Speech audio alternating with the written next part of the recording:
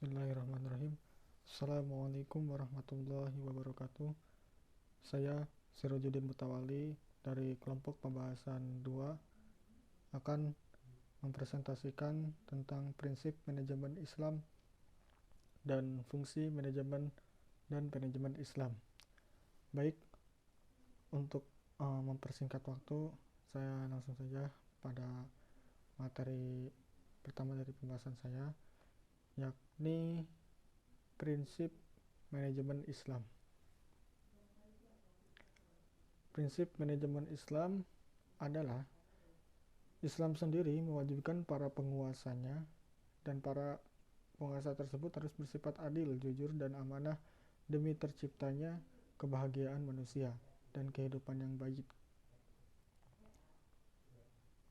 Dalam Islam sendiri, dengan sangat bijaksana, Imam Al-Ghazali meletakkan iman pada urutan pertama pada tujuan syariat itu, karena dalam perspektif Islam, iman adalah isi yang sangat penting bagi kebahagiaan manusia.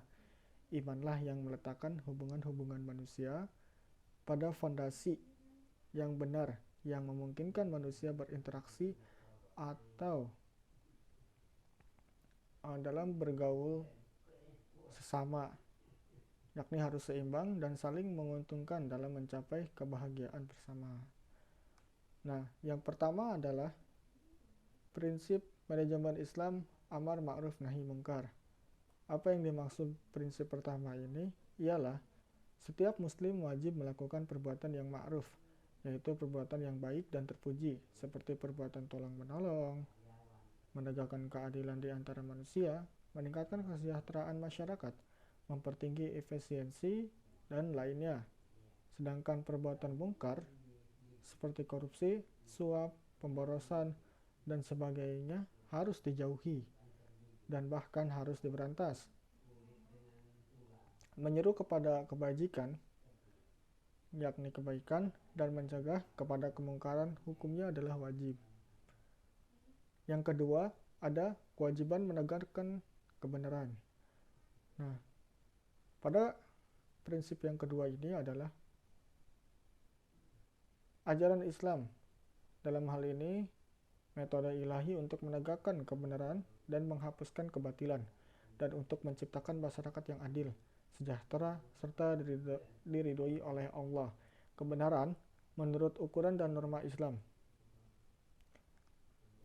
Selanjutnya ada kewajiban menegakkan keadilan.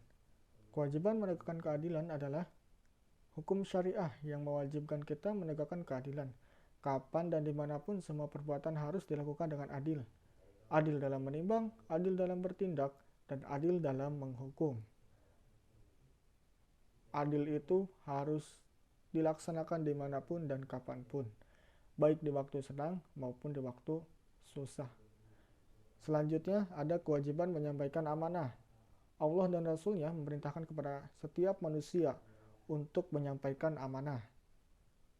Allah memerintahkan agar selalu menyampaikan amanah dalam segala bentuknya, baik amanah perorangan seperti dalam jual beli, hukum perjanjian yang termaktub dalam kitab dagang atau hukum dagang, maupun amanat perusahaan, amanat rakyat, dan negara.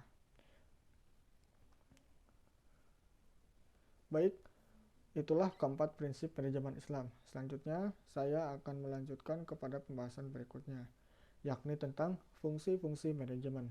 Fungsi-fungsi manajemen adalah bagian-bagian yang terdapat dalam proses manajemen. Fungsi-fungsi tersebut sebagai pemandu dalam menjalankan aktivitas organisasi. Adapun fungsi-fungsi manajemen yang dimaksud adalah 1. Fungsi perencanaan atau planning.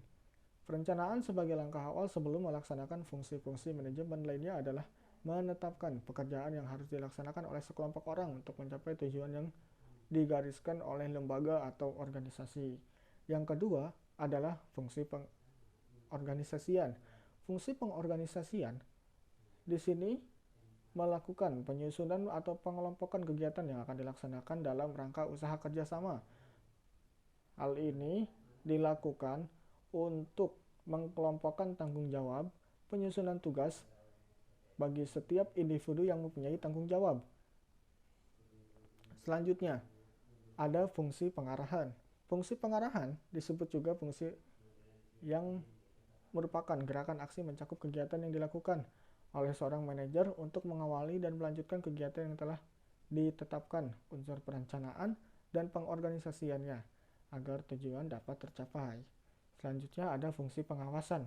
Fungsi pengawasan di sini berfungsi sebagai fungsi terakhir. Hal ini menandakan fungsi pengawasan merupakan fungsi yang menentukan sebagai pelaksanaan daripada fungsi-fungsi manajemen itu sendiri.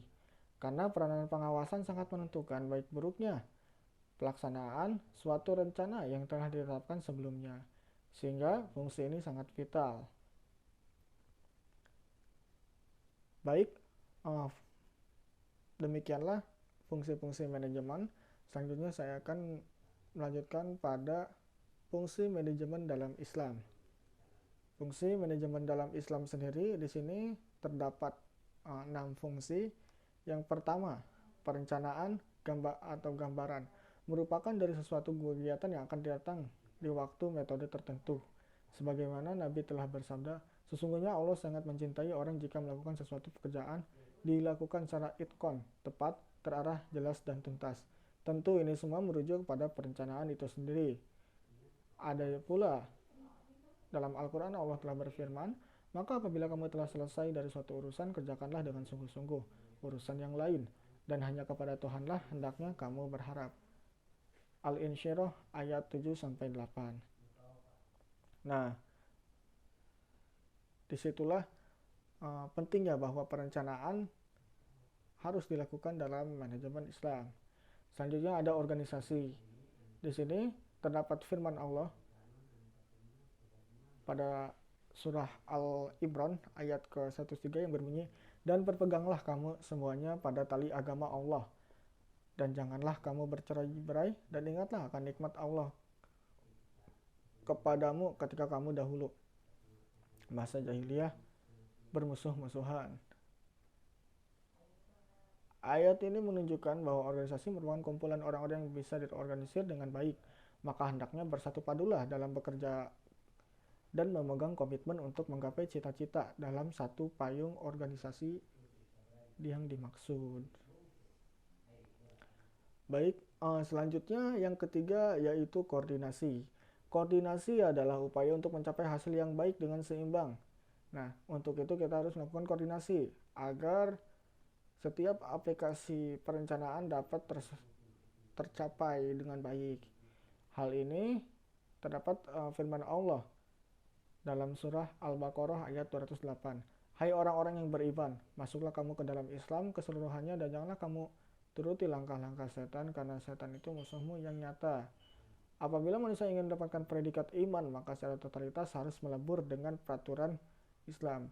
Iman bila diumpamakan dengan manusia yang ideal, dan Islam sebagai planning dan aturan-aturan yang mengikat bagi manusia, maka tercapainya tujuan yang mulia memerlukan adanya koordinasi yang baik dan efektif.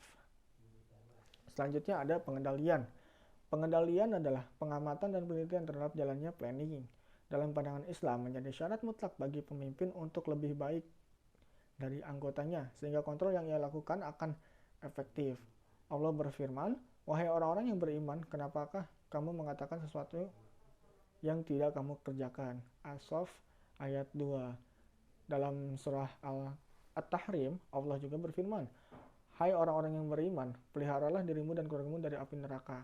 Hal ini manajer yang terbaik dan seorang manajer yang baik harus mengontrol seluruh anggotanya dengan baik. Dalam ayat lain, dalam ayat ini sudah dijelaskan bahwa kontrol yang utama ialah dari Allah Subhanahu wa taala. Selanjutnya,